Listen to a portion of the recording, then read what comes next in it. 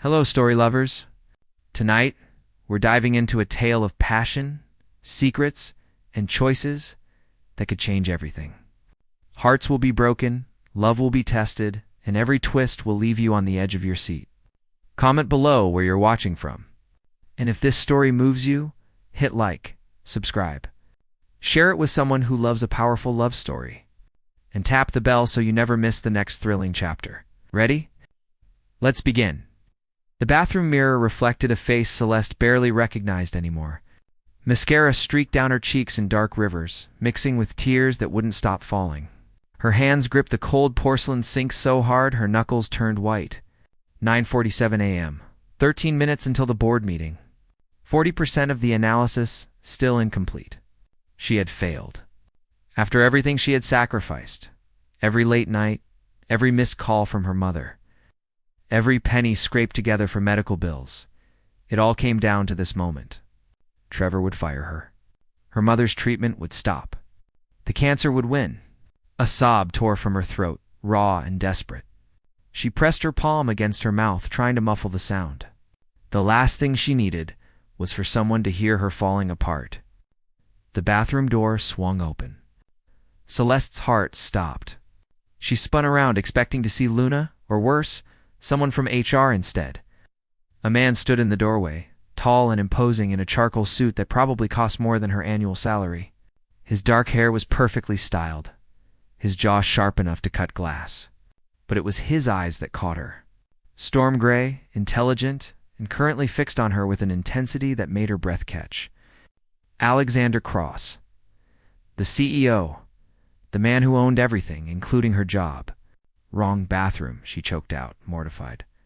This is the women's. He stepped inside anyway, letting the door close behind him with a soft click. His gaze swept over her tear-stained face. The discarded stack of papers she'd brought with her, the complete destruction of her composure. "I know which bathroom this is," he said. His voice was deep, controlled, nothing like the warm tone she'd expected from someone who'd just walked in on a crying employee. "I've been looking for you." Celeste's mind reeled. "For me? Why would you be looking for me?" Alexander moved closer, each step deliberate. The bathroom suddenly felt impossibly small. He reached past her and she flinched, but he only grabbed a handful of paper towels. When he turned back, his expression had softened almost imperceptibly. "Dry your face," he said, pressing the towels into her trembling hands. "Then tell me why one of my analysts is having a breakdown 30 minutes before a critical board meeting." "I'm sorry," she whispered, dabbing at her eyes. The paper felt rough against her skin. "I didn't mean to. I can't.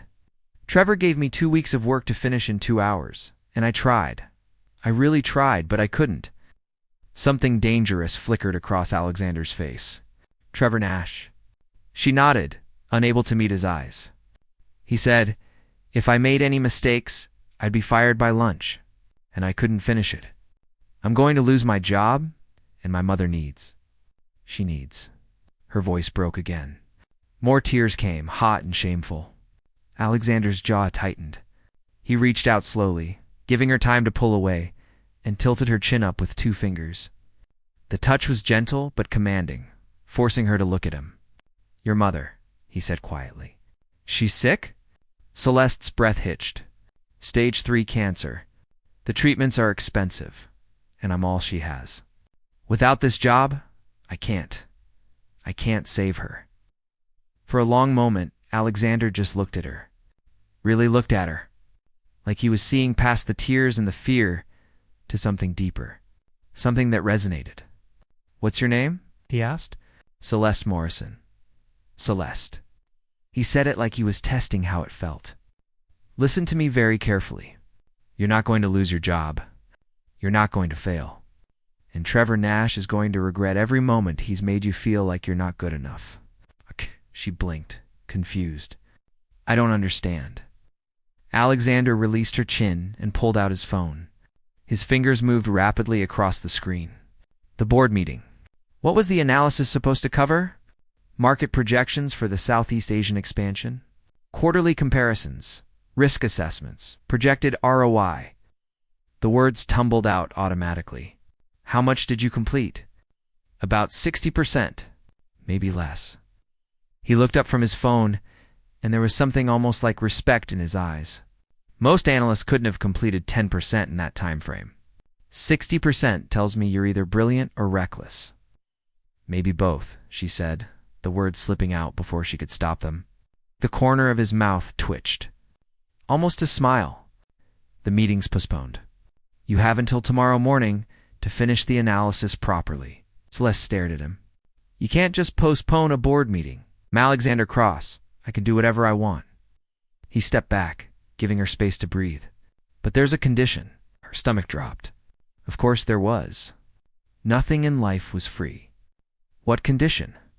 You report directly to me now. Effective immediately. Trevor doesn't touch your work, doesn't speak to you, doesn't even look at you. You're under my protection. His eyes darkened. And in return, I want to know everything he's done to you. Every insult, every impossible deadline, every moment he made you feel small. Can you do that? Celeste's mind spun. This felt surreal, like she'd stepped into someone else's life. Why? Why would you help me? Alexander's expression shifted into something unreadable, something haunted. Because 5 years ago, someone stood where you're standing. Someone I cared about. And I was too blind to see what was happening until it was too late. His voice dropped too barely above a whisper. I won't make that mistake again. Before she could respond, he turned toward the door. His hand rested on the handle, but he paused. One more thing, Celeste. Whatever you think about me, whatever you've heard, remember this. He looked back over his shoulder, his gray eyes burning into hers. I protect what's mine. And as of this moment, you're mine to protect. He left, the door swinging shut behind him with finality.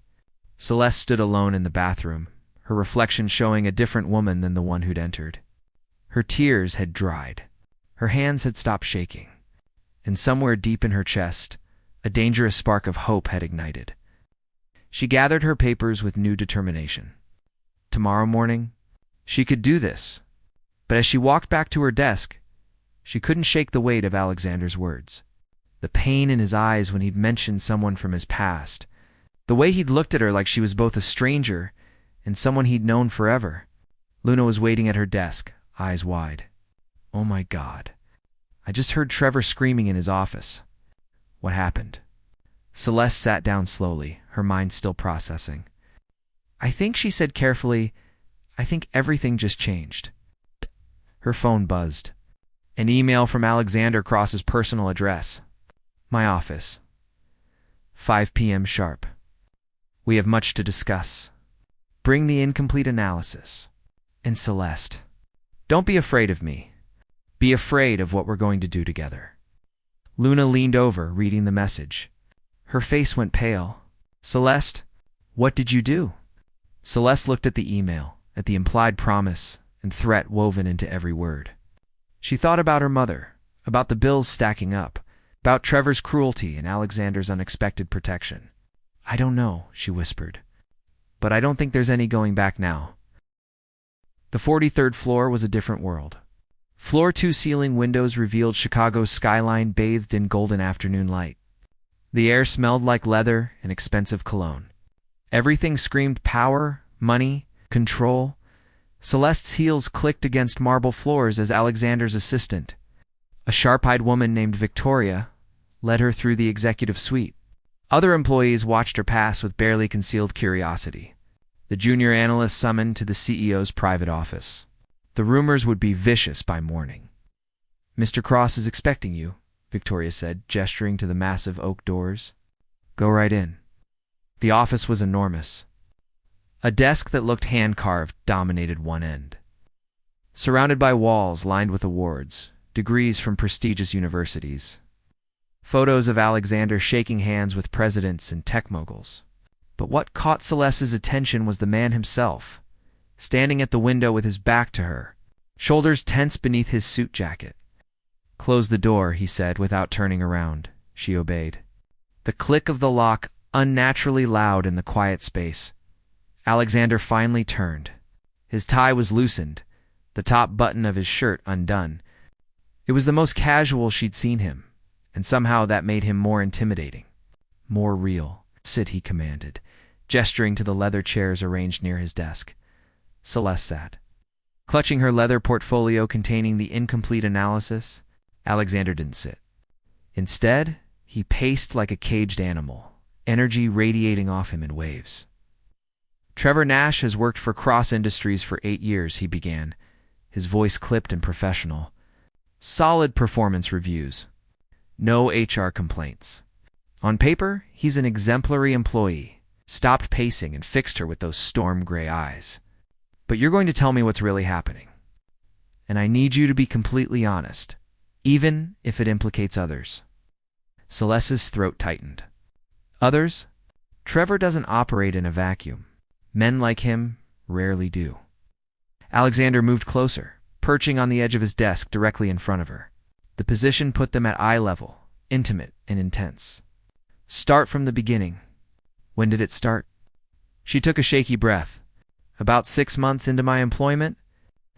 At first, it was small things. Comments about my clothes being unprofessional, even though I wore the same things as other women in the department. Jokes about me getting the job through connections rather than merit, even though I don't have any connections. Go on. Then the workload increased. Impossible deadlines. Projects that would make me look incompetent no matter how hard I worked. He started assigning me weekend work, knowing I needed to visit my mother. Her voice cracked slightly. When I asked for 1 weekend off for her chemotherapy, he denied it. Said if I couldn't handle the commitment, maybe I wasn't cut out for corporate life. Alexander's jaw clenched, a muscle jumping beneath his skin. Did anyone else witness this? Luna Chen? She saw most of it. A few others noticed, but never said anything.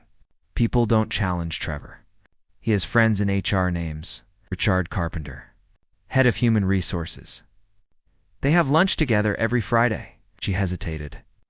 I think Trevor tells him things. Twisted versions of events. Because when I tried to file a complaint 2 months ago, Richard told me I was being overly sensitive, that I needed to develop thicker skin if I wanted to succeed. Alexander's expression turned glacial. He stood abruptly, walked to his desk, and pressed a button on his phone. Victoria, I need Richard Carpenter's employment file. Everything. Every complaint filed. Every review he's conducted, every lunch he's expensed in the last 2 years. I want it on my desk by tomorrow morning. Yes, sir. Victoria's voice crackled through the speaker. He released the button and turned back to Celeste. The fury in his eyes was controlled, but unmistakable. You should have come to me sooner.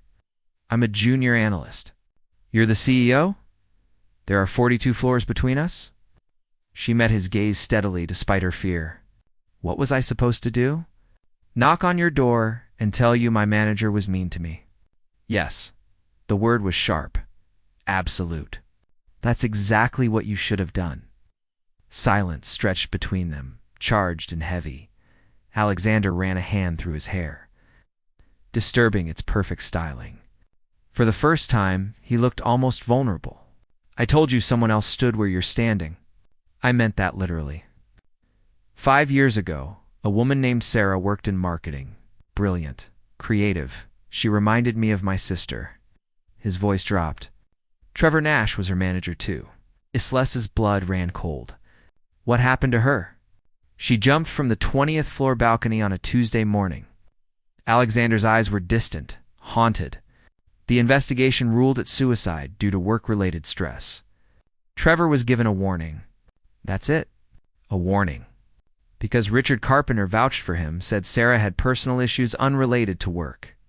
The air left Celeste's lungs. Oh my God, I didn't see it. I was too focused on acquisitions, on growth, on building this empire.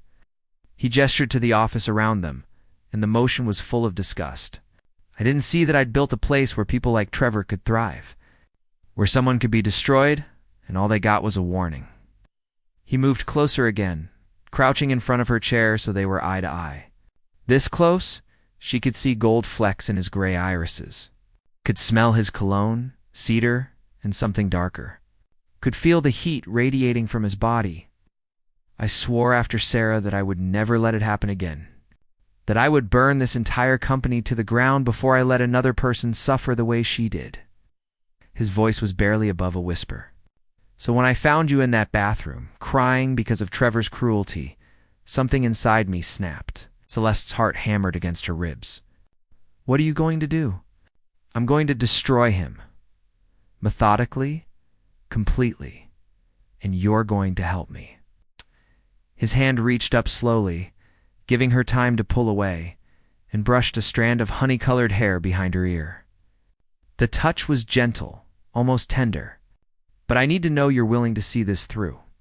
Because once we start, Trevor will fight back. He'll try to ruin you. Can you handle that?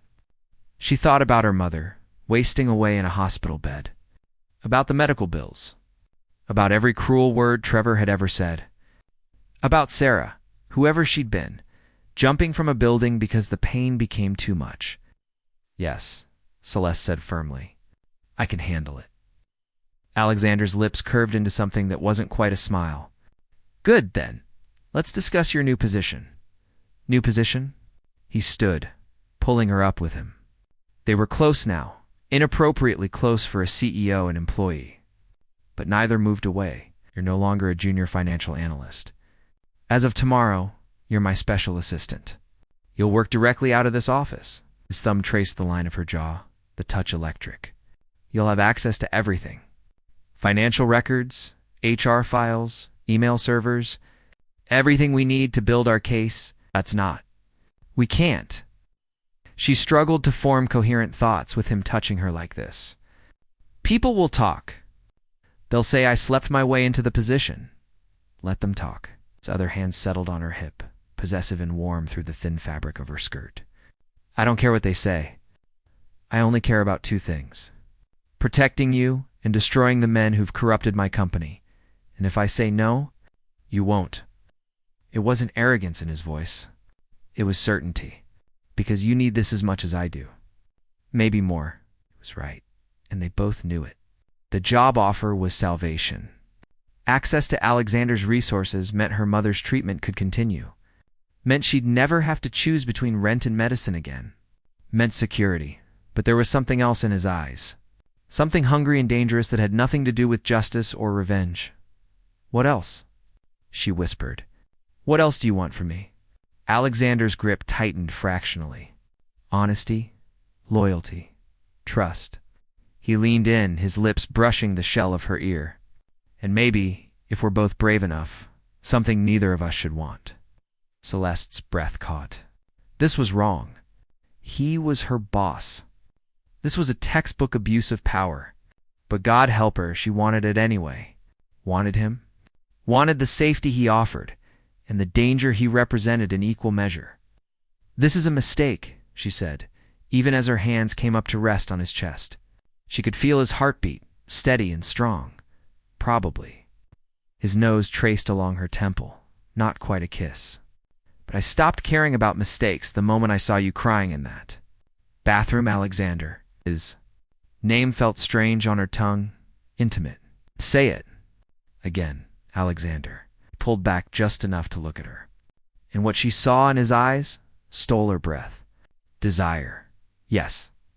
But also something deeper. Something that looked almost like recognition.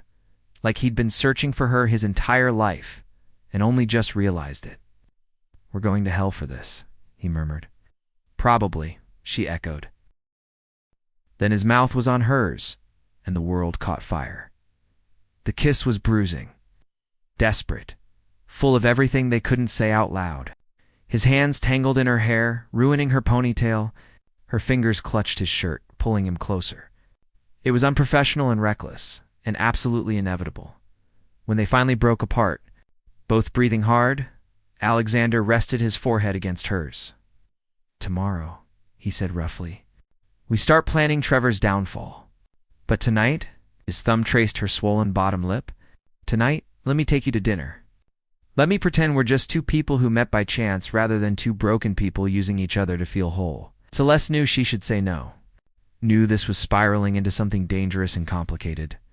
But when she looked into his eyes and saw her own loneliness reflected back, she couldn't. Okay, she whispered. Dinner. Alexander smiled, a real smile this time, and it transformed his face. Made him look younger, less haunted. Good. Now go home. Pack a bag with clothes for tomorrow. I'll send a car to pick you up at 7. He stepped back reluctantly, putting professional distance between them. And Celeste, whatever happens next, whatever you learn about me, remember that I'm not a good man. I've done terrible things to build this empire. The only difference between me and Trevor is that I'm honest about my sins. She gathered her things, her mind reeling. At the door, she turned back. What if I don't care about your sins? His expression darkened with something that looked like pain. Then you're even more broken than I thought, and God help us both. The door closed behind her, and Celeste stood in the quiet hallway, her lips still tingling from his kiss. She'd come to this office looking for salvation. Instead, she'd found something far more dangerous. She'd found someone just as lost as she was, and together. They were either going to save each other or destroy everything in their path. Maybe both.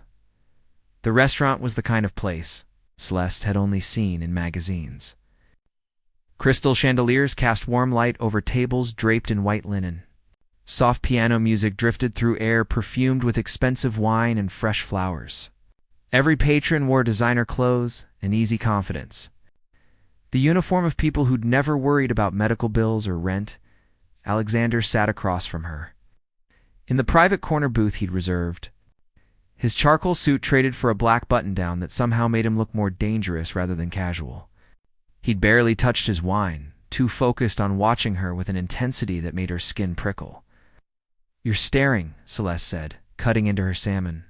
The dress Alexander had sent to her apartment hung perfectly on her frame, midnight blue silk that probably cost more than her monthly salary. She still wasn't sure how he'd known her size. "I'm memorizing," he corrected.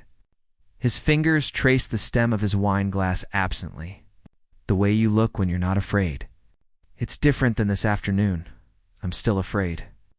She met his gaze steadily. "I'm just better at hiding it now." A ghost of a smile touched his lips. "Honest, I like that." He leaned back, the leather booth creaking softly. "Tell me about your mother. Her name, what she's like, why you'd sacrifice everything for her." Celeste's chest tightened. "Margaret Morrison. She raised me alone after my father walked out when I was 5. Worked 3 jobs to put me through college. Never complained, never made me feel like a burden." She swirled her wine, watching the liquid catch the light. 3 years ago, she collapsed at work. Stage 3, breast cancer. By the time they caught it, it had spread. "I'm sorry." "Don't be." "She's a fighter." Celeste's voice hardened with determination. "She's going to beat this. I'll make sure of it." Alexander's expression shifted into something unreadable. "What if you can't? What if, despite everything you do, you still lose her?" The question hit like a physical blow. "Then at least I'll know I did everything possible, that I didn't give up." She set down her fork, appetite gone. "Why are you asking me this?" "Because I need to know if you understand the cost of the game we're playing." He leaned forward, elbows on the table, close enough that she could see the shadows under his eyes. "Trevor and Richard aren't going to go quietly. When we start digging, they'll fight back. They'll attack you, your mother, everything you care about. Are you prepared for that? Are you trying to scare me?" "I'm trying to protect you." His hand reached across the table, palm up, an invitation. "Before this goes any further, before we cross lines we can't uncross, I need you to understand who I am. What I've done." Celeste placed her hand in his, feeling the warmth of his skin, the calluses that seemed wrong for a CEO who worked at a desk. "So tell me." Alexander's thumb stroked circles on her wrist, the touch grounding. "My father built Cross Industries from nothing. Brilliant man, ruthless businessman, terrible parent. He taught me that power was everything, that showing weakness would get you destroyed." His jaw tightened. "When I was 23, I took over the company after he had a stroke. I was young, hungry, determined to prove I was stronger than him. What happened? I became him. Maybe worse." His eyes were distant, looking at something only he could see. "I destroyed competitors, crushed small businesses that got in my way, Made decisions that cost people their livelihoods because it benefited my bottom line. He focused back on her. 5 years ago, when Sarah killed herself, I realized I'd created a culture where people like Trevor could thrive, where cruelty was rewarded if it produced results. Celeste's heart ached at the pain in his voice. You couldn't have known. I should have. I built this company with my own hands. Every policy, every hire, every decision flowed from me. His grip on her hand tightened.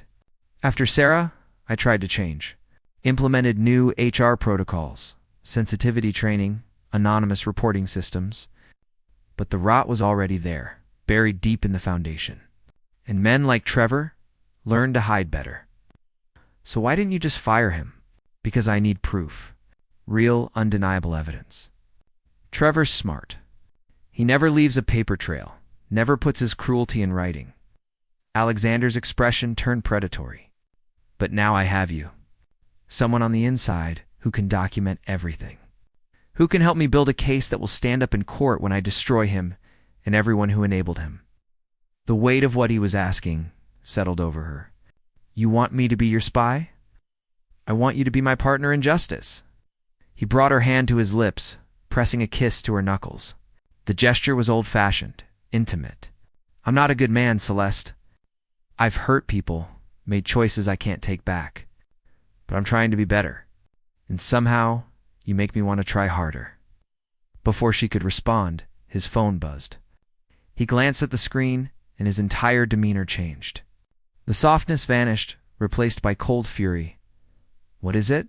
Celeste asked. Richard Carpenter just filed a formal complaint. Against you. He turned the phone so she could see. Claims you've been spreading false allegations about Trevor. Says you're unstable, that you've been making romantic advances toward senior staff, and became vindictive when rejected. The words hit like a slap. That's insane. I never made advances toward anyone. I know. Alexander stood abruptly, throwing cash on the table. But Richard's smart. He's getting ahead of our investigation, poisoning the well before we can expose the truth. He held out his hand to her. Come on, we're going back to my office now. It's almost 10. Because in approximately 3 hours, the board of directors is going to receive an anonymous email containing Richard's complaint and a recommendation that you be terminated immediately for cause. His eyes blazed. We need to move faster than I planned. The drive back to Cross Industries was tense and silent. Alexander made phone calls in rapid succession, his voice clipped and commanding. Celeste watched the city lights blur past the window, her mind racing. This was escalating faster than she'd anticipated. The stakes were becoming real, dangerous. The executive floor was eerily quiet at night. Alexander led her to his office, but instead of stopping at his desk, he walked to the bookshelf along the far wall and pressed a hidden panel. The shelf swung open, revealing a second office behind it.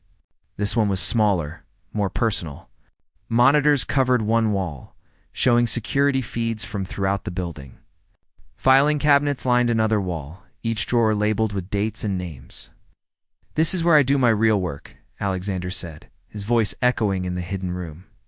Everything I've collected over the past 5 years on Trevor, Richard, and the others who've corrupted this company. He pulled open a drawer, revealing stacks of folders. Financial irregularities, suspicious expense reports, connections to shell companies. Nothing concrete enough to prosecute, but enough to show a pattern. Celeste moved closer, scanning the documents. Her analytical mind immediately started processing the data. These expense reports from Trevor. He's billing lunches with clients who don't exist. The names don't match any of our actual client databases. I know. Alexander pulled out another file. And Richard's been approving them without question. They're embezzling, probably splitting the profits. But again, it's not enough. Not without proof of intent. What about emails? Phone records. Scrubbed. They're too smart to leave obvious trails. He moved to one of the monitors, pulling up security footage. But they can't scrub this. The video showed Trevor's office from 3 months ago. The timestamp read 11:47 p.m. Trevor sat at his desk with Richard. Both men laughing as they reviewed something on Trevor's computer. Then Trevor pulled up personnel files. Celeste's file. Her blood ran cold as she watched Trevor point to her photo, saying something that made Richard laugh. They were too far from the camera for audio, but the cruelty was evident in their body language. Trevor then pulled up other files. Luna Chen, a man named James Park. 3 others. They have a list. Celeste whispered. We're not isolated incidents. They target specific people. Exactly. Alexander fast-forwarded through more footage. Over the past 3 years, 12 employees have quit suddenly or been fired for cause. All of them were on Trevor's team. All of them filed complaints that Richard dismissed. Why didn't you fire them both immediately when you found this? Because I needed to understand the full scope. If I fired Trevor and Richard without exposing the entire network, others would just take their place. He turned to face her, his expression grave. Cross Industries isn't just dealing with 2 corrupt employees. We're dealing with systematic abuse that goes back years, maybe decades. And I need your help to root it all out. Celeste stared at the monitors, at the evidence of Trevor's cruelty, at the faces of people who'd suffered like she had. Something hardened in her chest. A resolve she didn't know she possessed. What do you need me to do? Alexander moved behind her, his hands settling on her shoulders. His breath was warm against her ear. Tomorrow, you're going to go back to the finance department. You're going to act terrified of Richard's complaint. You're going to make Trevor think he's won. His hands slid down her arms, leaving fire in their wake. And while they're celebrating, you're going to plant monitoring software on Trevor's computer that will give us access to everything. Every email, every file, every keystroke. That's illegal. Yes, it is. He turned her to face him, his gray eyes burning with intensity. I'm asking you to break the law. To risk everything, and I have no right to ask that of you. His hand cupped her cheek, thumb brushing her lips. But I'm asking anyway, because you're the only person I trust to do this. The only person who understands what's at stake. Celeste's heart pounded. This was the moment. The point of no return. If she said yes, she became complicit in Alexander's plan. She became exactly the kind of person her mother had raised her not to be. But she thought about Sarah, jumping from a building because the pain became too much. About Luna, who'd shown her kindness in a cruel place. About the others on Trevor's list who were suffering right now. How do I plant the software? Relief flashed across Alexander's face. He pulled a USB drive from his pocket. This contains everything you need. Plug it into Trevor's computer when he's away from his desk. It takes 90 seconds to install. Once it's active, I'll have access to everything. She took the drive, the plastic cool against her palm. And if I get caught, you won't. But his voice lacked certainty. I'll be watching the security feeds. If anyone comes near Trevor's office while you're inside, I'll cause a distraction. Alexander. She looked up at him, searching his face. Why does this matter so much to you? Really? Is this about Sarah, or is it something else? His mask cracked, just for a moment. In the dim light of the hidden office, he looked almost vulnerable. Sarah was my sister. The world tilted. What? Celeste breathed. Sarah Cross. She changed her last name to Mitchell after our father disowned her for refusing to work for the company. Alexander's voice was hollow, broken. She wanted to make it on her own merit, prove she didn't need the family name.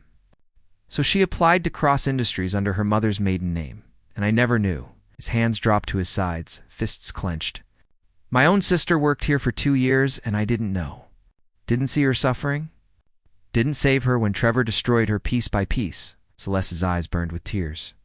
Oh God, Alexander. I found out 3 days after her funeral. Found her application in HR. Saw her real name buried in the paperwork that Richard had conveniently misfiled. His voice cracked. She wanted to prove herself, and instead, she proved that I'd built a company that killed its own people. That I'd become so obsessed with success that I couldn't even recognize my own sister crying for help. Without thinking, Celeste wrapped her arms around him. He stiffened, then collapsed into her embrace, his face buried in her hair. She felt dampness against her neck and realized with shock that Alexander Cross was crying. I'm so sorry, she whispered. I'm so sorry. They stood like that for a long time, two broken people, holding each other in a hidden room filled with evidence of human cruelty. When Alexander finally pulled back, his eyes were red but clear. "Now you understand," he said quietly. "This isn't just about justice. It's about saving my sister's memory. About making sure her death meant something." He gripped Celeste's shoulders. "But I need you to understand the risk. If we do this, if we expose Trevor and Richard, they'll retaliate. They'll come after you with everything they have. Your reputation, your career, maybe even your safety. Are you absolutely certain you want to be part of this?" Celeste thought about her mother, fighting cancer with the same determination she'd shown her whole life. Thought about Sarah, who'd wanted nothing more than to prove herself. Thought about every person Trevor had hurt and every person he would hurt if they did nothing. "I'm certain," she said firmly, "we end this. Together." Alexander's expression transformed into something fierce and proud. He pulled her close again, but this time it wasn't about comfort. His mouth found hers in a kiss that tasted like salt and desperation and promise. When they broke apart, both breathing hard, he rested his forehead against hers. "Tomorrow changes everything," he murmured. "After tomorrow, there's no going back. I know." And Celeste, his hand tangled in her hair, tilting her head back so she had to meet his eyes. "When this is over, when Trevor and Richard are destroyed and my sister can finally rest in peace, I'm going to take you somewhere far away from this building. Somewhere we can just be two people without all this weight." His thumb traced her bottom lip. "And I'm going to spend days learning every single thing that makes you smile. Because right now, all I know is what makes you cry. And that's not enough." Her breath caught. "You barely know me. I know enough. I know you're brave and loyal and too good for someone like me." His voice dropped to barely above a whisper. "I know that when I look at you, I see someone worth becoming better for, worth trying to deserve. And that terrifies me more than anything Trevor or Richard could do. We can't. This is complicated enough without adding feelings into it. Too late." He kissed her again, softer this time, tender. "I've been falling since I found you crying in that bathroom. Maybe before. Maybe the universe knew you were out there and I just needed to find you." He pulled back with visible effort. "But you're right. We need to focus on the mission. Feelings can wait until we've won." Celeste nodded, trying to ignore the way her heart was racing. "So what happens tomorrow? Walk me through the plan." Alexander's expression shifted back into the cold, calculating CEO. "You arrive at work at your normal time. Act nervous, afraid. Let Trevor see that Richard's complaint has you rattled. Around 10, Trevor has his weekly status meeting with the finance team. He'll be in the conference room for at least an hour. That's when you make your move. I go to his office and install the software." "Exactly. I'll be here, watching the security feeds. If anyone approaches, I'll trigger a fire alarm on a different floor to create a distraction." He moved to one of the monitors, pulling up a schematic of the building. "His computer is here at his desk. The USB drive will auto-run when you plug it in. 90 seconds, then you remove it and get out." "What about security cameras in his office?" "Already handled. I'll loop the footage during those 90 seconds. To anyone reviewing it later, the room will appear empty." He turned back to her. "But Celeste, if something goes wrong, if you get caught, you need to play dumb. Pretend you were looking for a file or returning something. Under no circumstances do you mention me or this plan. Understood? You want me to take the fall alone? I want to protect you. If Trevor catches you with that USB drive, I'll step in. I'll claim I ordered you to do it as part of an internal audit. But it's better if we don't reach that point." His jaw tightened. "I won't let you go down for this. I promise."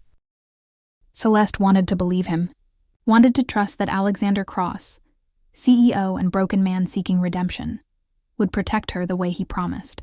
But a small voice in the back of her mind whispered warnings. She was playing a dangerous game with a man who'd admitted he wasn't good, who'd built an empire on ruthlessness. But what choice did she have? Her mother needed those medical treatments. She needed this job. And maybe, just maybe, she needed Alexander too. Needed someone who understood what it meant to carry impossible weight. Okay, she said, pocketing the USB drive. Tomorrow at 10. I'll do it. Alexander pulled her close one more time, his embrace tight and desperate. Thank you. For trusting me. For being brave enough to do what I should have done years ago. They left the hidden office separately, maintaining the illusion of professional distance. But as Celeste rode the elevator down to street level, she couldn't shake the feeling that she'd just made a deal with the devil. A beautiful, broken devil who'd somehow made her believe in redemption. The question was whether he'd save her or destroy her in the end. And terrifyingly, she wasn't sure which outcome she wanted more. The morning sun felt like an interrogation light as Celeste walked through Cross Industries' lobby. Every eye seemed to follow her. Every whispered conversation seemed to be about her. Richard's complaint had spread through the building like wildfire, painting her as unstable, vindictive, a woman who'd tried to seduce her way to success and failed. Luna was waiting at Celeste's old desk, her expression a mixture of concern and confusion. Is it true? Did you really accuse Trevor of harassment? No. Celeste kept her voice low, glancing around to see who might be listening. Richard's lying. But I can't fight it right now. Why not? You should go to Alexander Cross. Tell him what really happened. If only Luna knew. It's complicated. I just need to keep my head down and do my work. Trevor appeared like a shark sensing blood in the water. His pale blue eyes gleamed with triumph as he approached, a coffee cup in hand, and satisfaction written across his face. Morrison, surprised to see you here. Most people would have the good sense to stay home after being exposed as a liar. Celeste forced herself to look down, to play the role of defeated victim. I didn't lie, Mr. Nash. I only told the truth, your truth, which apparently involves fabricating complaints and making inappropriate advances. He leaned closer, his voice dropping to a whisper meant only for her. You should have just accepted that you're not good enough for this company. Now everyone knows exactly what you are. Every fiber of her being wanted to fight back, to tell him she knew about Sarah, about his embezzlement, about everything. But she thought of Alexander watching on the security feeds, thought of the USB drive in her pocket, thought of the plan. Yes, sir, she said quietly. You're right. Trevor smiled, a predator pleased with a successful hunt. Finance team meeting in 10 minutes. Conference room B. Don't be late. He walked away, leaving behind the scent of expensive cologne and cruelty. Luna touched Celeste's arm gently. Are you okay? No, but I will be. She checked her watch. 9:52 a.m., 8 minutes until the meeting starts. An hour of opportunity. I should get ready for the meeting. The conference room was filled with finance team members, everyone pointedly avoiding eye contact with Celeste. Trevor stood at the head of the table, his presentation already loaded on the screen. Quarterly projections, the same work he'd originally assigned to Celeste, with impossible deadlines. Let's begin, Trevor announced as the last person took their seat. We have a lot to cover this morning. Celeste's phone buzzed silently in her pocket. A text from an unknown number. Now, his office is empty. You have 90 seconds starting the moment you plug in the drive. I'm watching. You're not alone. Her heart hammered against her ribs. She raised her hand slightly. Mr. Nash, I'm sorry, but I need to use the restroom. Trevor's expression soured. You just got here. I know, I'm sorry. It's urgent. Female issue. She hated using the excuse, but it worked. Men like Trevor never questioned anything related to women's biology. Fine. Be quick. Celeste left the conference room, her legs somehow carrying her down the hallway, even though they felt like water.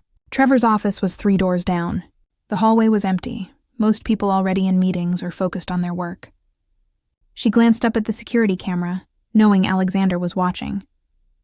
Her hand trembled as she reached for the door handle. It turned easily. Trevor never locked his office during the day, too confident in his untouchability. The office was neat, organized, the desk clear except for a computer monitor and keyboard. Photos on the wall showed Trevor shaking hands with various executives, his smile always just a little too wide, a little too fake. Celeste moved quickly to his desk, her hand closing around the USB drive in her pocket. This was it, the point of no return. She pulled out the drive, staring at the small piece of plastic that could change everything. She plugged it in. The computer screen flickered. A progress bar appeared. 90 seconds. Ian, her phone buzzed. Alexander, good, stay calm. You're doing perfectly. The seconds crawled by like hours. Celeste's eyes darted to the door, waiting for it to burst open, waiting for Trevor to appear, for Richard to catch her, for everything to fall apart. 8 seconds. 59, 58, a voice in the hallway. Getting closer, Celeste's breath stopped. She recognized that voice. Richard Carpenter. Her phone buzzed again. Don't move. Triggering distraction in 3, 2, 1. A fire alarm screamed through the building. Red lights flashed. The voice in the hallway moved away, hurried footsteps echoing seconds. 44, 43. The progress bar filled slowly, agonizingly. Celeste could hear her own heartbeat, feel sweat gathering at her temples despite the air conditioning. Seconds. 19. 18. The door handle turned. Time stopped. Everything in Celeste screamed to run, to hide, to do anything except stand frozen at Trevor's desk with illegal software installing on his computer. The door opened. Luna stood in the doorway, her eyes wide with shock. Celeste? What are you doing in Trevor's office? 10 seconds. 9, 8. I was looking for the report he wanted me to review. The lie tasted like ash. Luna's gaze dropped to the computer, to the progress bar visible on the screen. Understanding dawned in her eyes, followed immediately by something that looked like fear. Seconds. 2, 1. Complete. Celeste yanked the USB drive out and shoved it in her pocket. Luna, I can explain. You're installing something on his computer. Something you're not supposed to. Luna's voice shook. Oh God, Celeste. What have you done? I'm fixing things. I'm making sure people like Trevor can't hurt anyone else. Celeste moved toward Luna, her voice urgent. Please, you have to trust me. Trust you? You're committing corporate espionage. Luna backed into the hallway, her hand already reaching for her phone. I have to report this. I'm sorry, but I have to. Luna, please. You don't understand. Trevor killed someone, a woman named Sarah Cross. She was the CEO's sister, and Trevor drove her to suicide. I'm helping Alexander expose the truth. Luna froze, her phone halfway to her ear. Alexander? You mean Mr. Cross? You're working with him? Yes, and I need you to not make that call, please.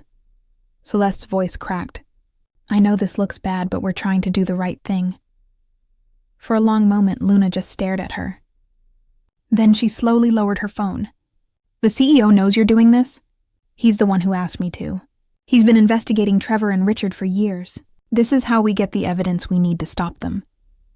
Luna's expression hardened in a way Celeste had never seen. And when were you planning to tell me? When were you going to let me know that I'm working for a company investigating itself? I couldn't. Alexander said the fewer people who knew, the safer everyone would be. Safe. Luna laughed, the sound bitter. You want to talk about safe, Celeste? Do you know what Trevor did to the last person who tried to expose him?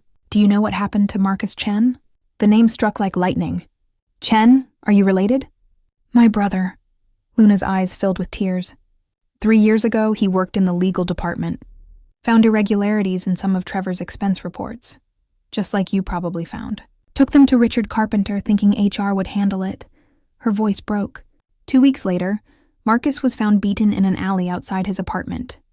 The police ruled it a random mugging, but I knew better. Trevor had him hurt, maybe worse. Marcus left the country after that, too afraid to even file a police report. Celeste's blood ran cold. I didn't know. Alexander never mentioned. Because Alexander Cross doesn't care about the people who get hurt in his crusade for justice. Luna wiped her eyes angrily. He's using you, Celeste. Just like he's used everyone else who's tried to take down Trevor. You're not his partner. You're his expendable pawn. That's not true. He promised to protect me. And you believed him? Luna's laugh was sharp, cutting. The man who built an empire on ruthlessness, who admitted he's not a good person, and you actually believed he'd protect you when things got dangerous? Doubt crept in, cold and insidious. Celeste thought about Alexander's warnings, his admission of past cruelty, the way he'd asked her to break the law while promising protection he might not be able to deliver. He cared about his sister, Celeste said, but her voice lacked conviction. This is about saving her memory. His sister died 5 years ago. 5 years, Celeste. And in that time, how many other people has Trevor hurt? How many complaints has Richard dismissed? If Alexander really cared, he would have fired them both the day after Sarah died. Luna stepped closer, her voice dropping to an urgent whisper. He's not trying to save anyone. He's trying to avoid a lawsuit. The Cross family has been paying off Sarah's mother for years to keep quiet about the suicide, but she's dying now, and she wants the truth to come out before she goes. Alexander isn't seeking justice. He's seeking cover. The words hit like physical blows. How do you know this? Because my brother wasn't just investigating Trevor's expenses. He was investigating the Cross family's hush money payments. That's why he was hurt. That's why he ran. Luna grabbed Celeste's shoulders. Please, take that USB drive and destroy it. Walk away from Alexander Cross before he destroys you too. Your mother needs you alive and whole, not broken and discarded like everyone else who's gotten in his way. Celeste's mind reeled. Everything Luna was saying made horrible sense. Alexander's intensity, his obsession, the way he'd pulled her in so quickly with promises of protection and whispered confessions of feeling. It was all too convenient, too perfectly designed to manipulate someone desperate and vulnerable. Her phone buzzed.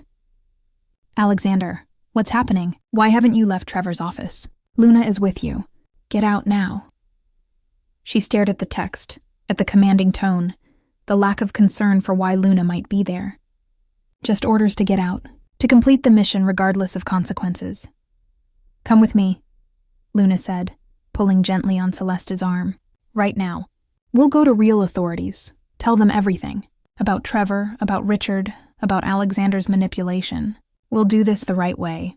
Another text. Celeste. Answer me. Are you compromised? Not, are you okay? Not, are you safe? Just, are you compromised? Like she was a mission asset rather than a person. Celeste looked at Luna, at the genuine concern in her friend's eyes.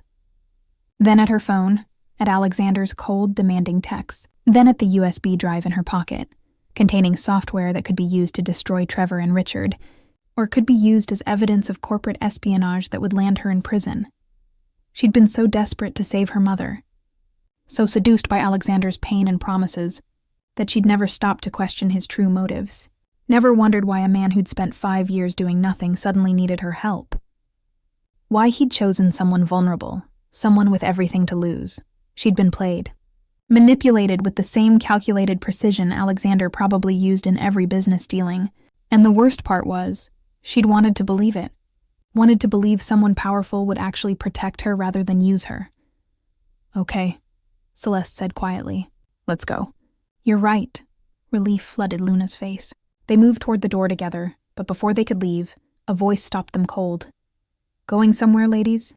Trevor stood in the doorway, and he wasn't alone. Richard Carpenter was with him, and behind them stood 2 security guards. Trevor's smile was victorious and cruel. Caught you, Morrison. Corporate espionage, illegal access to secured computers, conspiracy. He held up his phone, showing a video feed. We've been watching you this whole time. Every moment recorded and time-stamped. Celeste's stomach dropped. You knew? Alexander Cross is predictable, Richard said, his voice oily with satisfaction. He's been plotting against Trevor for years, but he's too smart to get his own hands dirty, so he finds desperate little pawns like you to do his dirty work. He gestured to the security guards. Take them both to holding, and someone call the police. I think we'll be pressing charges. Luna's face went pale. I didn't do anything. I just walked in and found her. You're an accomplice now, Trevor said cheerfully. Should have called security the moment you saw her. Too late for that. As the security guards moved forward, Celeste's phone buzzed one final time. Alexander. I'm sorry. 2 words. That's all she got. 2 words that confirmed every horrible thing Luna had tried to tell her. She'd been sacrificed. Used and discarded. And now she was going to pay the price for Alexander Cross's revenge while he watched safely from his hidden office, untouchable and protected. The security guards grabbed her arms, and Celeste didn't fight. What was the point? She'd lost. Her mother would lose. Everything she'd tried to protect would crumble, because she'd been stupid enough to trust a man who'd warned her he wasn't good. As they led her down the hallway, past shocked co-workers and satisfied enemies, Celeste felt something inside her break. Not her spirit, but something worse. Her faith that people could be better than their worst impulses. her belief that love and protection meant anything against the cold machinery of power. She'd learned the hardest lesson of all. In a world built by people like Alexander Cross, there were no heroes. Only survivors and casualties, and she'd just become the latter. The holding room was sterile and cold, all concrete walls and fluorescent lights that hummed with mechanical indifference. Celeste sat in a metal chair, her wrists raw from where the security guards had gripped too tight. Luna was in a separate room, probably terrified, probably hating Celeste for dragging her into this nightmare. 3 hours had passed. No phone call, no lawyer, just silence and the crushing weight of her own stupidity. The door opened. Celeste expected police, lawyers, Trevor's smug face come to gloat. Instead, Alexander Cross walked in, and he looked nothing like the composed CEO who'd kissed her in his office. His suit was wrinkled, his hair disheveled, his eyes red-rimmed and wild. "Don't," Celeste said when he opened his mouth. "Don't say a single word to me." Alexander closed the door behind him, the click echoing in the small space. "I need you to listen. No, you need to get out. You've done enough." "Celeste, please." He moved closer, but she stood abruptly, putting the table between them like a barricade. "Luna told me everything. About her brother, about the hush money, about how you're not seeking justice, you're covering your own tracks." Her voice shook with fury and hurt. "You used me. You found someone desperate enough to do your dirty work, and when it went wrong, you abandoned me. 2 words, Alexander. You sent me 2 words while I was being arrested. I couldn't intervene immediately without exposing the entire operation." "Operation?" Celeste laughed bitterly. "Is that what I was? An operation?" "No." He slammed his hand on the table, the sound like a gunshot. "You were never just an operation. You were. You are." He ran his hand through his hair, frustration and something that looked like pain warring across his features. "Everything Luna told you was true. I have been paying my aunt to keep quiet about Sarah's suicide. I have been trying to avoid a lawsuit. But that's not why I needed evidence against Trevor. Then why? Because my aunt is dying, and before she goes, she wants to file a wrongful death suit. Not for money. She has plenty. For exposure. She wants the world to know what Cross Industries did to her daughter. What I allowed to happen because I was too blind and arrogant to see it." His voice cracked. "The lawsuit will destroy this company. Thousands of people will lose their jobs. Families will suffer, all because I failed to protect my sister. So you decided to protect yourself instead, by destroying Trevor first. I decided to make sure that when the truth comes out, when Sarah's story becomes public, Trevor and Richard and everyone who enabled them goes down with me." Alexander moved around the table, and this time Celeste didn't retreat. "I don't deserve protection. I deserve to lose everything for what I built here. But they deserve it more, and I needed proof. Real, undeniable proof that they're not just bad employees, but criminals. Proof that would shift the narrative from CEO failed to protect employee to CEO exposed systematic corruption. And I was your way to get that proof. Yes." The admission was raw, honest. "I manipulated you. I used your desperation and your mother's illness. I made you care about me so you'd take risks you shouldn't have taken." He cupped her face in his hands, forcing her to meet his eyes. "But somewhere between the manipulation and the mission, something changed. You stopped being a means to an end. You became the reason I wanted to fix this company rather than just burn it down." Celeste wanted to believe him. God, she wanted to so badly. But Luna's words echoed in her mind. "He's using you. Always has been. Always will be." "If that's true," she said quietly, "then why am I in this holding room? Why haven't you gotten me out?" "Because I'm giving you a choice." Alexander released her face and stepped back. "In my pocket, I have a confession. A full admission that I ordered you to install monitoring software on Trevor's computer without your knowledge of its illegality. That I manipulated you, coerced you, used your mother's medical situation as leverage." He pulled out a folded document. "If you want, I'll give this to the police. You'll walk free. Your mother's medical bills will be paid in full as compensation for my misconduct. You'll never have to see me again." Celeste stared at the paper. Her salvation. Her way out. "What happens to you? I'll face charges for corporate espionage, manipulation of an employee, abuse of power. I'll lose the company. Probably serve time. He set the confession on the table between them. But you'll be safe. That's all that matters. And Trevor? Richard? They'll win. Probably. The monitoring software didn't finish installing properly when you pulled the USB drive. We got some data, but not enough to prosecute. Without that evidence, they'll continue as they have been. Hurting people, embezzling, destroying lives. His jaw tightened. But you'll be free of it. Your mother will be taken care of. That has to be enough. Celeste looked at the confession, then at Alexander. Really looked at him. She saw the dark circles under his eyes, the way his hands trembled slightly, the genuine agony in his expression.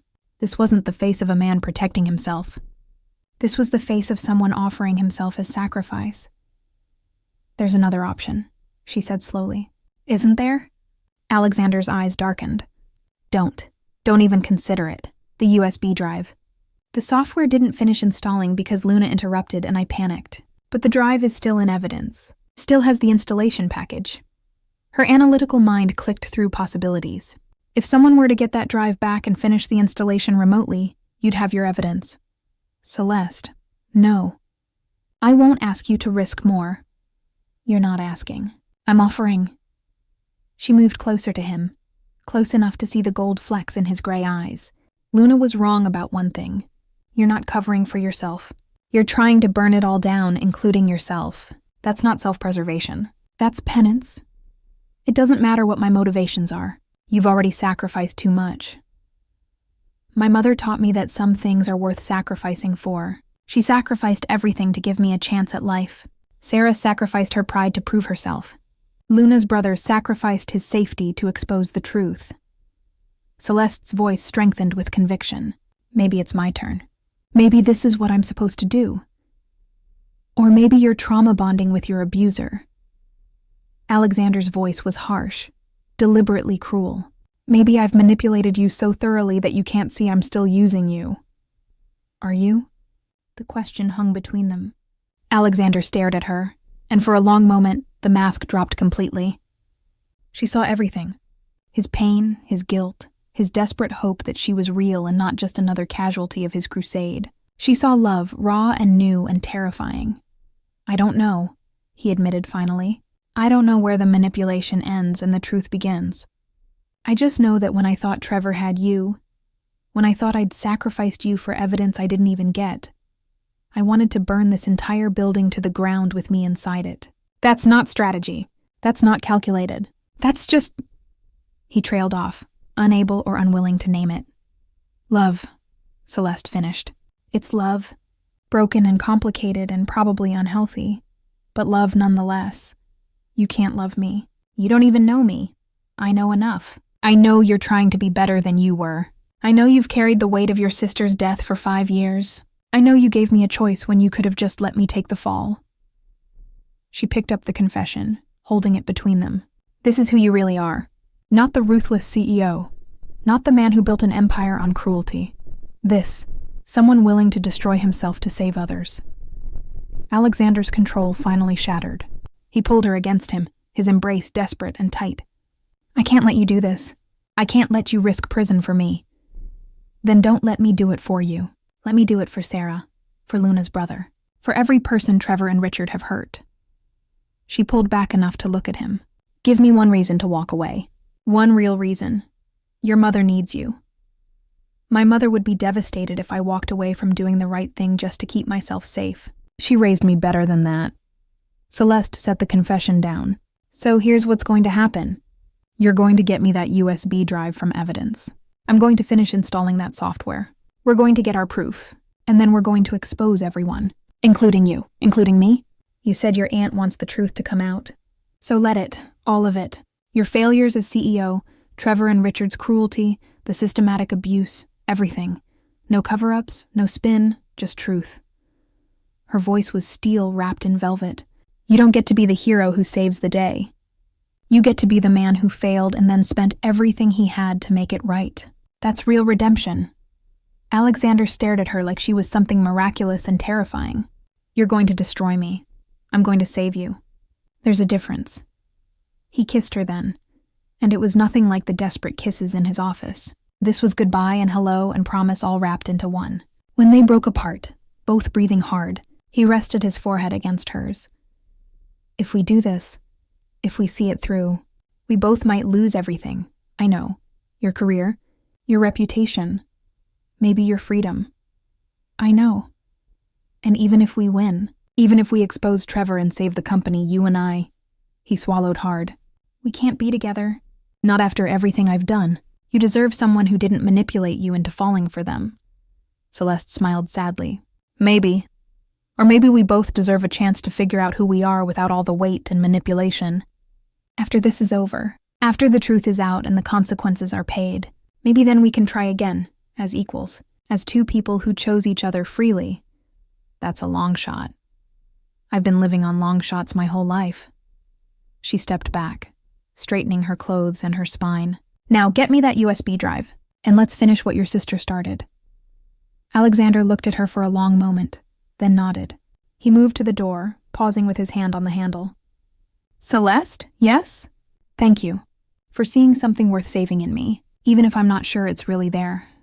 It's there. You just have to be brave enough to become it. He left, and Celeste stood alone in the holding room.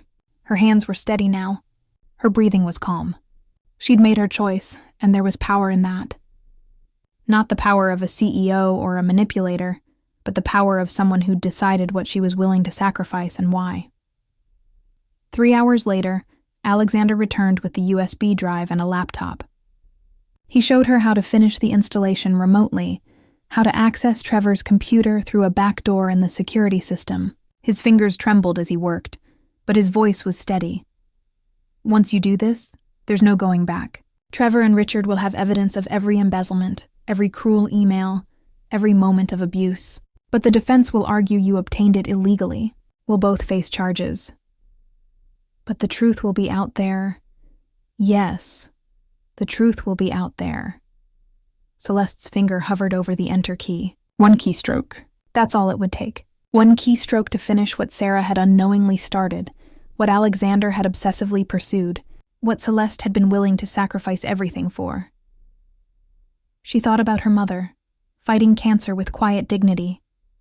About Sarah, jumping from a building because the pain became too much. About Luna's brother, beaten and exiled for trying to expose the truth.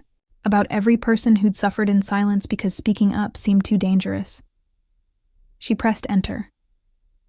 Data streamed across the screen. Financial records, emails, chat logs. Years of evidence pouring into Alexander's hidden servers. Trevor's cruelty, documented in his own words.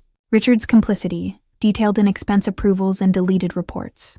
Shell companies, payoffs, a network of corruption that went deeper than either of them had imagined. Oh God, Alexander breathed, his face illuminated by the laptop screen. There are others. Department heads, board members. This goes all the way to the top. Celeste felt sick. How many people knew? At least a dozen, maybe more. He looked at her, his expression a mixture of horror and grim satisfaction. We didn't just find evidence against Trevor and Richard. We found evidence that could dismantle half the executive structure. Good. The word came out harder than she intended. Burn it all down. That's what you wanted, right? Real change, not just surface fixes. Alexander's hand covered hers on the laptop. This is going to be bigger than either of us anticipated. The lawsuits, the criminal charges, the media coverage. Cross Industries might not survive this. Then it doesn't deserve to survive. Celeste met his eyes steadily. Your sister deserves justice.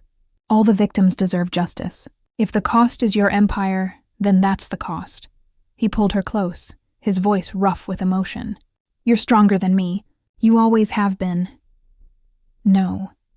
I'm just more willing to lose everything because I've never had much to begin with. She kissed him softly. You're the one making the real sacrifice. You built this company. It's your legacy. My legacy is what I do next, not what I built before. Alexander pulled out his phone, his fingers moving across the screen with decisive purpose. I'm sending everything to the FBI, the SEC, and every major news outlet simultaneously. By tomorrow morning, this will be everywhere. Alexander, wait. Celeste grabbed his wrist. Your aunt, Sarah's mother. She should hear this from you first, not from the news. His face crumpled. For a moment, he looked like a lost child rather than a powerful CEO. I don't know if I can face her. If I can tell her that I let her daughter die and then spent 5 years trying to cover my own cowardice. You're not covering anything anymore. You're exposing everything, including yourself. That takes more courage than hiding ever did. She took the phone from him gently. Call her. Tell her what we found. Tell her that Sarah's death is going to mean something. That it's going to change everything. Alexander took a shaky breath and dialed. The conversation was short, painful, punctuated by long silences and barely controlled emotion. When he finally hung up, tears streaked his face. She said Sarah would be proud, he whispered. That she'd be proud someone finally found the courage to expose the truth, even if it cost them everything. Then let's make sure we honor that. Together, they pressed send. The evidence flowed out into the world like water breaking through a dam. There was no taking it back now. No second guessing. No safe harbor. They sat in silence, watching the laptop screen as confirmation emails started pouring in. FBI field office acknowledging receipt. SEC opening an immediate investigation. News outlets requesting interviews. The machine of justice and media scrutiny grinding to life. What happens now? Celeste asked quietly. Now we wait. The FBI will want to interview us. Our lawyers will tell us to stay silent. The press will crucify us. Alexander laced his fingers through hers. Trevor and Richard will be arrested. Probably by tonight. The board will demand my resignation. The company's stock will crash. Thousands of people who had nothing to do with any of this will suffer. And we'll live with that. Yes, we'll live with that. He turned to face her fully. Celeste, when this is over, when all the trials and investigations and media circuses are done, I want you to walk away from me. Find someone who didn't manipulate you, someone who didn't drag you into this darkness. Stop trying to make my choices for me. I'm trying to protect you. You've been trying to protect me since the moment we met. And look where it got us. She cupped his face in her hands. I'm not some fragile thing that needs protecting. I'm a woman who made a choice with full knowledge of the consequences. And when this is over, I'll make another choice about whether I want you in my life. But that's my decision, not yours. The door burst open. Police officers, FBI agents and windbreakers, chaos flooding the small room. They separated Celeste and Alexander immediately, handcuffing them both despite Alexander's protests. Celeste Morrison, Alexander Cross, you're both under arrest for corporate espionage, unauthorized computer access, and conspiracy, the lead agent announced. You have the right to remain silent. As they read the Miranda rights, Celeste caught Alexander's eyes across the room. He looked terrified, devastated, but also somehow at peace, like a man who'd been carrying an impossible weight and had finally set it down, regardless of what it cost him. She smiled at him. A real smile, and he smiled back. They were led out separately, through hallways filled with shocked employees and camera flashes. Trevor and Richard were being led out in handcuffs too, their faces masks of rage and disbelief. Luna stood near the elevator, tears streaming down her face. When she saw Celeste, she mouthed 2 words. Thank you. The media was already gathering outside. Reporters shouting questions, cameras everywhere, the story breaking in real time. Celeste kept her head high as they led her to the police car.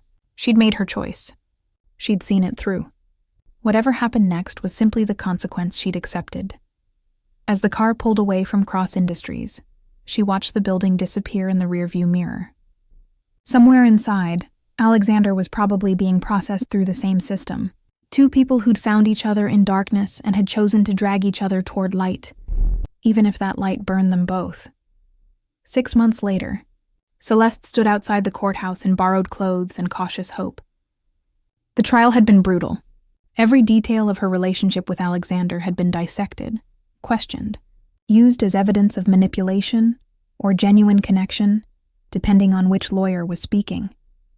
But the evidence they'd gathered was undeniable. Trevor and Richard were convicted of embezzlement, fraud, and criminal conspiracy. 8 other executives went down with them. Cross Industries declared bankruptcy and was dissolved, its assets sold to pay victims and settlements.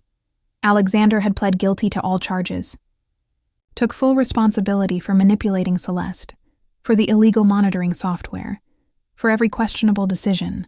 His lawyer had argued for leniency based on his cooperation and genuine remorse. The judge had sentenced him to 18 months in a minimum security facility and 5 years probation. Celeste's sentence had been lighter: probation, community service, and a permanent record that would follow her forever. But she was free. Her mother was in remission. The settlement money from Cross Industries had paid for experimental treatments that seemed to be working. It was the only purely good thing to come from the entire nightmare. A car pulled up to the curb. Luna stepped out, her expression cautious but warm. They'd rebuilt their friendship slowly, carefully, both scarred by what had happened but choosing to move forward anyway. "You ready?" Luna asked. "As I'll ever be." They drove to the facility where Alexander was serving his sentence. Celeste had visited twice before, brief supervised conversations that felt stilted and wrong. But today was different. Today was his first approved extended visit. The visiting room was institutional and cheerless, but Alexander's face lit up when he saw her walk in. He looked different, thinner, older in some ways but also clearer, like prison had burned away everything false and left only the essential core of who he really was. "You came," he said as she sat across from him. "Of course I came." Celeste studied his face, looking for signs of the man who'd manipulated her, who'd used her desperation. She found only the man who'd sacrificed everything to make things right. "How are you?" "Surviving. Reading a lot. Thinking even more." He reached across the table, stopping just short of touching her hand. Contact was limited during visits. "I heard about your mother. The remission. I'm glad." "Me too." Silence stretched between them. Not uncomfortable, but heavy with unspoken questions. "Alexander, I need to ask you something, and I need you to be completely honest." "Always." "Looking back, knowing everything you know now, do you regret using me? Do you regret pulling me into this?" Alexander was quiet for a long moment. When he finally spoke, his voice was raw with honesty. "I regret manipulating you. I regret not giving you the full truth from the beginning. I regret every moment you suffered because of my choices." He met her eyes. "But I don't regret meeting you. I don't regret that you helped expose the truth. And I don't regret falling in love with you, even though I had no right to." Celeste's breath caught. "You love me? I love you. Not the version of you I manipulated into helping me. Not the desperate woman I found crying in a bathroom. The real you. The one who's strong enough to tell me the truth even when it hurts. The one who chose to see this through not because I manipulated you, but because you believed it was right." His voice dropped to barely above a whisper. "But I understand if you can't love me back. If what I did killed any chance we had." Celeste thought about the past 6 months. The therapy sessions trying to untangle manipulation from genuine feeling. The nights lying awake wondering if what she felt was real or just trauma bonding. The slow, painful process of rebuilding herself into someone who made choices from strength rather than desperation. "I don't know if I love you," she said honestly. "I know I care about you. I know that seeing you here, seeing you take responsibility for everything, makes me respect you more than I probably should. But love?" She shook her head. "I need more time to figure out what's real." Alexander nodded, and she saw relief in his eyes. Relief that she wasn't lying to spare his feelings. "That's fair. More than fair." "But," Celeste continued, "when you get out, when you've served your time and paid your debt, I'd like to try again. As equals. As two people who went through hell together and came out the other side." She finally let herself touch his hand, just her fingers brushing his. "I'd like to see who we are when we're not drowning. When we're just two people choosing each other freely." Alexander's eyes glistened. "I'd like that too, more than anything." They talked for the remaining hour of the visit, about small things, normal things, books he was reading, her new job at a nonprofit helping victims of workplace abuse, Luna's brother, who'd returned from exile to testify at the trial, the slow rebuild of lives shattered by corporate greed and personal vengeance. When the guard announced time was up, Alexander stood slowly. "Celeste? Thank you. For giving me a chance I don't deserve. For being brave enough to demand better from both of us. Thank you for finally being honest. For choosing truth over self-preservation." She stood too. 18 months. That's all. Then we'll see what happens next. 18 months, he agreed. Celeste walked out of the facility into afternoon sunlight. Luna was waiting by the car, a knowing smile on her face. So? Luna asked. So we'll see. Celeste looked back at the building, at the place where Alexander was learning to be better. He's not fixed. I'm not fixed.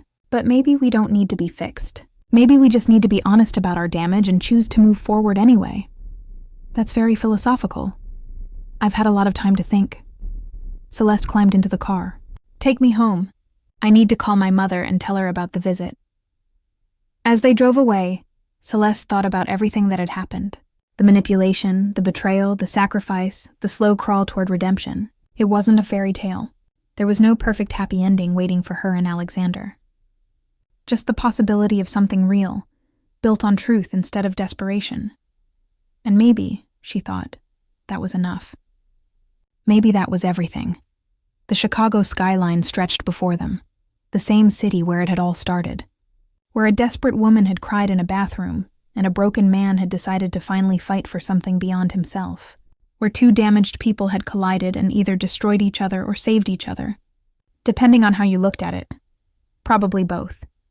Definitely both. But as Celeste watched the city pass by, she felt something she hadn't felt in years. Not happiness, not yet, but hope.